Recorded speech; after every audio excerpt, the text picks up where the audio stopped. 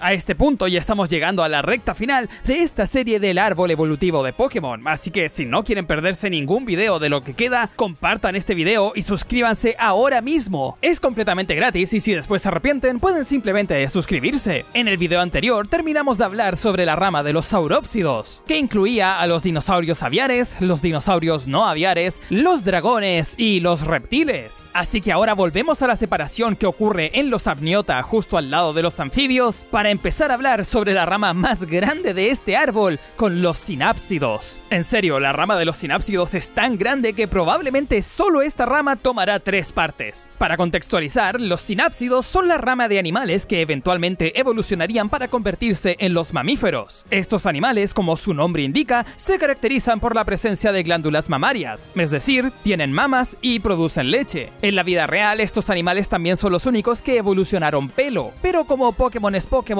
aún así tenemos peces con pestañas o dragones con pelo. Así que como siempre, no tomemos estas cosas tan literalmente. Otra característica que uno pensaría que es obvia de los mamíferos es la capacidad de dar a luz a una cría sin la necesidad de un huevo. Esto, sin embargo, no es algo que comparten todos los mamíferos por igual. En la vida real todavía existe una pequeña rama de animales llamados los monotremas, que son mamíferos que todavía ponen huevos. Este grupo incluye a los ornitorrincos y a las equidnas, y en el mundo Pokémon, lamentablemente todavía no tenemos ninguno de ellos. Parece que Cyndaquil podría estar ligeramente inspirado en una equidna, pero como su etapa final no es una equidna, pues claramente no lo podemos poner en esa parte de la rama evolutiva. No hay ni un solo Pokémon cuya etapa final esté inspirado en un monotrema, y por lo tanto esa rama no existe en el árbol evolutivo de Pokémon por ahora. Dicho eso, nuestra verdadera primera división acá será con los marsupiales y los placentalia. Acá los mamíferos ya habían evolucionado la adaptación para dar a luz a sus crías sin la necesidad de un huevo. Y de entre ellos, los marsupiales son los que mantienen las características más primitivas, por así decirlo, entre ambas clases. Todos los marsupiales se caracterizan por tener un marsupio, que es ese saquito donde cuidan a sus crías. Esto se debe a que los marsupiales normalmente dan a luz a crías muy poco desarrolladas, prácticamente aún en un estado fetal, y la cría recién nacida se tiene que arrastrar hasta el marsupio, donde se encuentran las mamas con las que se alimenta hasta que su cuerpo esté bien desarrollado. En Pokémon los representantes que tenemos son Komala, el koala, y Kangaskhan, el canguro. Un canguro un poco reptiliano, diría yo, pero claramente inspirado en un canguro, tanto por su nombre como por la presencia del marsupio. Otros 2 Pokémon que muy probablemente también deberían estar acá serían Marowak y Marowak de Alola. Como ya he comentado en otros videos de este canal, la fanteoría que dice que los Cubone son hijos huérfanos de Kangaskhan parece haber sido ligeramente confirmada por la filtración de diseños descartados de la primera generación y por las interacciones que tienen Kangaskhan y Cubone en los juegos de Pokémon Sol y Luna, por lo que estos 2 Pokémon que a primera vista podrían parecer reptiles, en realidad parecen estar muy estrechamente relacionados a este canguro que también parece un reptil. Y la última rama que nos queda acá se la llevará el último Pokémon que también tiene un marsupio en toda la franquicia, Blissey, que honestamente si no fuera porque tiene un marsupio no sabría dónde poner a Blissey. La forma de su cuerpo parece estar inspirada en un huevo y por algún motivo tiene plumas. Así que a falta de mejor información simplemente lo dejé entre los marsupiales. Y antes que me lo comenten, ese huevo que tiene Blissey sí es un huevo, no es una piedra, es un huevo de verdad. Hemos visto a Pokémon literalmente comérselo. Ahora podemos retroceder nuevamente hasta los sinápsidos, donde encontraremos la segunda ramificación, a los placentalia. Acá nos encontraremos a un grupo de mamíferos que poco a poco fueron evolucionando periodos de gestación más largos. Mientras los marsupiales sueltan al bebé cuando este todavía es prácticamente un feto, los placentalia evolucionaron para mantener al bebé dentro suyo durante largos periodos de tiempo para darle la oportunidad a que este se desarrollara propiamente. Entre estos animales, los primeros que veremos será a los atlantogenados. Acá encontraremos a los cenartros, con Pokémon como Hitmore, el oso hormiguero, y Slaking, el perezoso, mientras que en la otra rama veremos a los afroterios, donde veremos a los elefantes como Donphan y a Dugong, el dugongo. Estos animales son los primos cercanos a los manatíes, y sorprendentemente esta es solamente una de las tantas veces en las que la evolución convergente llevó a que los mamíferos evolucionaran para volver al océano. De hecho veremos una más en este mismo video un poco más adelante, pero para llegar a ella hay que retroceder nuevamente a la primera separación que encontramos en los placentalia para empezar a hablar ahora de los Boreoeucos Euterios, los cuales a su vez se separarán en dos grandes ramificaciones, pero en este video hablaremos solamente de una de ellas. A partir de acá nos encontraremos primero con los Eulipotiflos, el grupo de animales donde encontraremos a los topos y a los erizos. Entre los topos, en Pokémon tendremos a Excadrill y a los dos Doctrio, el Doctrio de Kanto y el Doctrio de Alola, mientras que en los erizos tendremos a Shaymin, a Togedemaru y a Chestnut.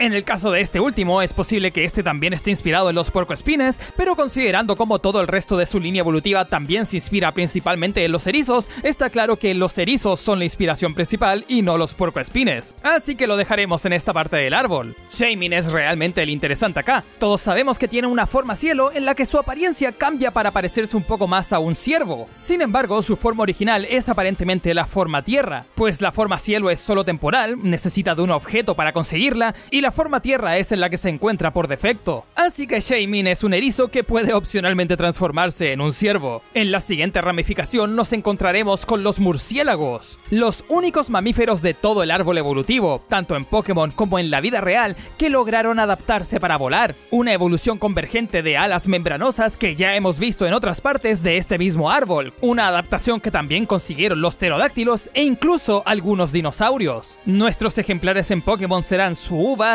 Crobat y Noivern, el único Pokémon de momento que también está inspirado en un Giverno. Y sé que habían muchas personas que esperaban ver a Noivern en la rama de los reptiles, pero honestamente su inspiración en los murciélagos es claramente la más predominante. La ecología de este Pokémon y de su pre-evolución imita perfectamente la ecología de los murciélagos. Este Pokémon actúa como un verdadero murciélago gigante, así que la verdad lo veo mucho más justificado en la rama de los murciélagos que en la rama de los dragones. Tampoco es como que sea el primer mamífero en Pokémon con una apariencia de reptil, y créanme, tampoco será el último. Nuestra siguiente rama nos llevará a otra bifurcación que tendremos que saltarnos. Como les dije al principio del video, la rama de los mamíferos es la más grande de todo el árbol evolutivo Pokémon, así que claramente no podremos hablar de toda ella en un solo video. Recién nos saltamos una un poco más atrás y ahora nos saltaremos otra más, pero no se preocupen porque en el siguiente video hablaremos de esta, donde nos encontraremos a los perros y gatos. En su lugar, en este video avanzaremos por los ungulata. Estos son los animales que caminan posándose en la punta de sus dedos, los cuales están generalmente recubiertos por una pezuña, así que si pueden imaginarse un animal con pezuñas, estará en esta parte del árbol. La diferenciación principal que se hace entre ellos es la cantidad de dedos que forman la pezuña. En el caso de nuestra primera rama, los perisodáctilos se caracterizan por tener un número impar de dedos que forman la pezuña. Hay excepciones, pero la regla general es esa. La primera rama que encontraremos acá está compuesta por los tapires y los rinocerontes. Nuestro rinoceronte es Rhyperior y nuestros tapires son Hypno y Musharna, una relación evolutiva que incluso es comentada en la misma Pokédex de estos Pokémon. En la segunda rama encontraremos a los equinos. Tendremos a las cebras con Zebstrika y a los caballos con Mudsdale,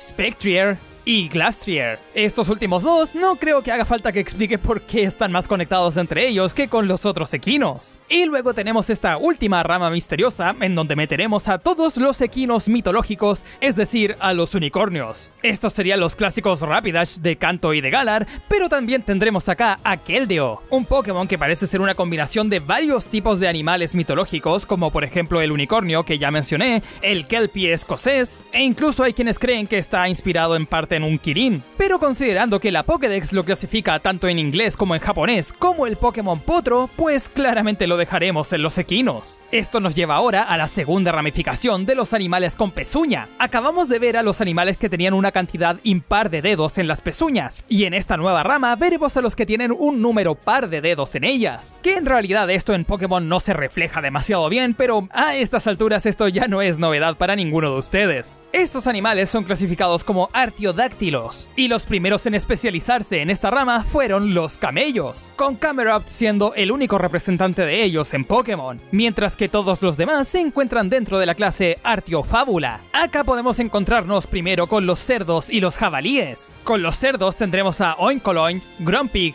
y Ember, mientras que en los jabalíes veremos a Mamoswine, un Pokémon cuyo diseño es una mezcla entre los jabalíes y los mamuts, pero la parte principal de su diseño sigue siendo aquel de los jabalíes, por eso no tiene trompa. Este Pokémon en realidad se supone que existió durante la era del hielo del mundo Pokémon, hace más de 10.000 años, y luego estos evolucionaron para convertirse en Piloswine. Actualmente, para que un Piloswine pueda volver a tomar su forma prehistórica, este debe evolucionar sabiendo el movimiento Poder Pasado, el cual le permite a este recuperar la apariencia y poderes que tenía este en la prehistoria. Si bien a primera vista estos parecen ser todos los Pokémon cerdo y jabalí que existen, también hay uno que es un poco más cuestionable. Mankey y Primeape son Pokémon que son mitad mono, mitad cerdo, y de hecho hay capítulos del anime de Pokémon donde Mankey es agrupado entre los Pokémon cerdos, lo cual definitivamente complica las cosas en este árbol, pero como explicaré cuando llegue a la rama de los monos, finalmente decidí dejar a Mankey en esa parte del árbol y no acá. Nuestra siguiente rama nos llevará a una ramificación donde nos encontraremos a los Wipomorpha. Acá podremos encontrar a los hipopótamos como Hippowdon y también a los cetáceos. Lo interesante de esta conexión entre los hipopótamos y los cetáceos es que, uno, son mamíferos que nuevamente evolucionaron para volver al océano, igual que los dugongos que vimos al principio del video, y dos, y el más interesante a mi parecer, y es que a pesar de que los hipopótamos evolucionaron para tener una vida semiacuática y comparten un origen evolutivo con los cetáceos que son completamente acuáticos, a pesar de eso, esto parece haber sido una especie de evolución paralela, muy similar a lo que vimos con los paleognatos en las aves. El ancestro en común de las ballenas y de los hipopótamos no era acuático ni semiacuático, era un animal totalmente terrestre, así que cuando estos evolucionaron para volverse animales semiacuáticos y totalmente acuáticos, esto fue una evolución totalmente independiente,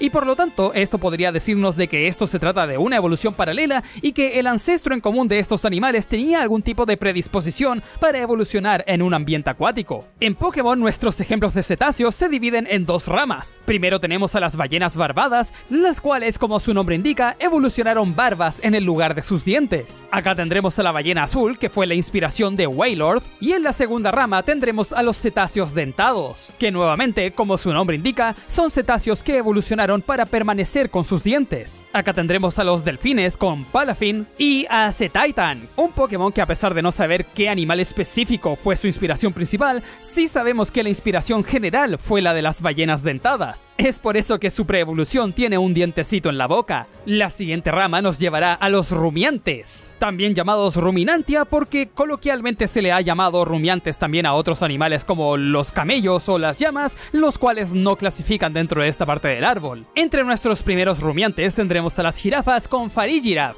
También tendremos a los cérvidos, donde podremos encontrar a los ciervos y a los venados, con Pokémon como Cerneas, Sosbok y Wyrdeer, lo que ahora solo nos deja a los bóvidos. Los primeros que veremos acá será a los bovinos, con Buffalant, el búfalo, y Miltank y Tauros con las vacas y los toros. Al igual que en la vida real, las vacas y los toros son la misma especie, solo que una es hembra y el otro es macho. En Pokémon se ha hecho referencia a esto muchas veces, e incluso han habido ocasiones en las que se ha dicho derechamente que Miltank y Tauros son la misma especie. Ahora, enfocándonos en Tauros, como ya deben saber, este tiene la forma regional del Tauros de Paldea, y estos Tauros incluso se pueden subdividir en distintas razas: la raza combatiente, la raza ardiente y la raza acuática, que en este contexto una raza es básicamente una subespecie. Los animales como los perros, por ejemplo, tienen una gran variedad de razas, y aunque sean de razas diferentes, estos aún así pueden reproducirse entre ellos y tener crías totalmente fértiles, lo que por definición los convierte a todos ellos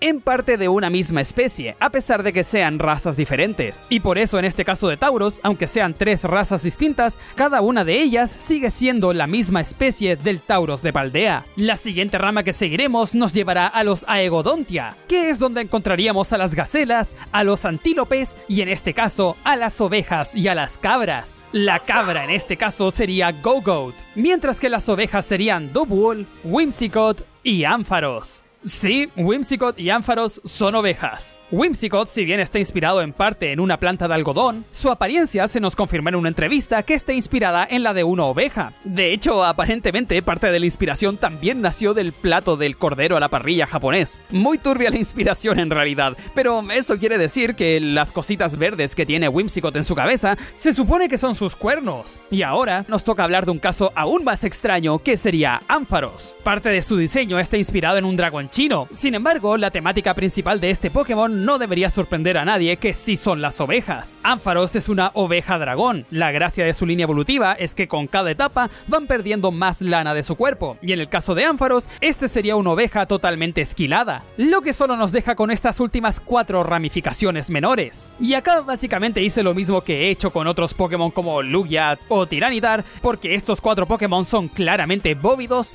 pero no sabemos qué bóvidos son específicamente. Así que para evitar confusiones, simplemente los dejaré en la base de los bóvidos para dejarlos en el lugar más general posible. Acá encontraremos a Indeedee, que aparentemente es algún tipo de bóvido. Tiene el pelaje y los cuernos, pero aparte de eso no sabemos qué tipo de animal será. Y luego tenemos a los espadachines místicos. Debido a sus habilidades, es bastante evidente que los 3 deben tener un origen evolutivo en común. Así que eso explica por qué los 3 salen de una misma rama. El problema es que cada uno de ellos es una mezcla de distintos aspectos de distintos bóvidos. Sin dudas, entre ellos 3 podemos ver aspectos de gacelas, de antílopes, de cabras e incluso toros. Así que como no hay forma realmente de saber qué tipo de bóvidos son estos específicamente, simplemente los dejaremos en la base para que se note que como mínimo sabemos que estos comparten un origen evolutivo con el resto de animales que vemos en esta ramificación. Y con eso acabamos esta primera parte de los animales mamíferos del árbol evolutivo Pokémon. En la siguiente parte hablaremos sobre los felinos y los caninos. Será una parte muy interesante, así que no se la pierdan. Hablaremos de muchos Pokémon muy famosos ahí.